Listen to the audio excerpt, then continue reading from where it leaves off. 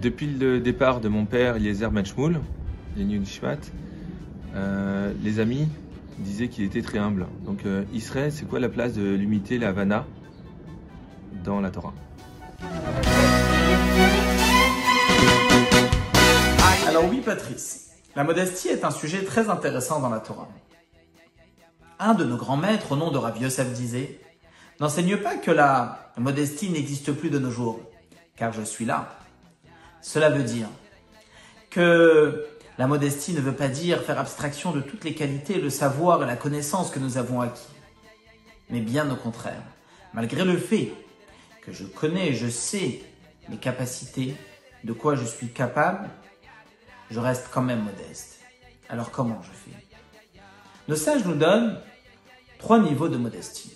Le premier est celui qui prend conscience que toutes ses qualités, son savoir, sa connaissance sont finalement qu'un cadeau de Dieu.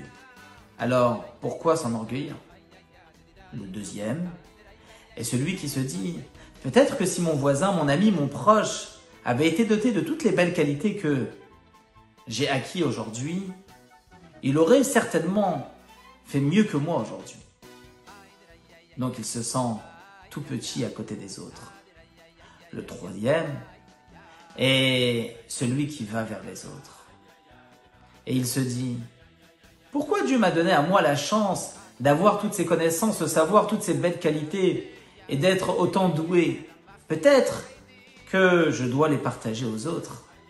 Alors effectivement, arrivé à cela, la modestie est très appréciable. Et pour terminer, on peut dire que le summum dans la modestie est celle de Moïse, Moshe Rabbeinu, sur qui la Torah témoigne « Va'ish Moshe anav me'od » Moïse était très modeste, « Mikol ha'adam asher al penei adama » de tout homme sur terre.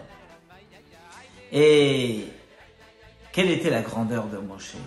Nos sages nous disent que Moshe avait refusé de prendre sur lui les grandes responsabilités de sauver le peuple juif d'Égypte. Et il disait, mais mon frère Aaron, il est plus grand que moi, il a plus de connaissances, il est un prophète. Pourquoi dois-je aller faire ce travail? Mais en réalité, Dieu lui a répondu, ta grande modestie, c'est elle qui fait ta force. Pourquoi?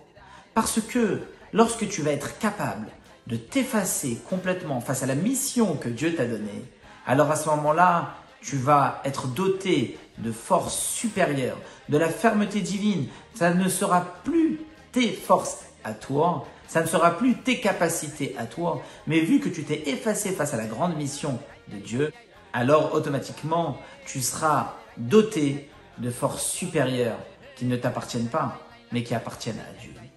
Alors voilà la grande modestie, elle est celle de celui qui est capable de s'effacer face à la mission que Dieu lui a donnée, de s'occuper comme il se doit de sa famille, de son entourage, d'amener la reconnaissance de Dieu sur terre, de rapprocher un ami à notre Créateur, à Dieu. Et de cette manière, en réalité, lorsqu'on s'efface face à notre mission, c'est là où on devient fort, ferme, grand. Et voilà l'importance de cette modestie. Alors, des bonnes nouvelles et à bientôt.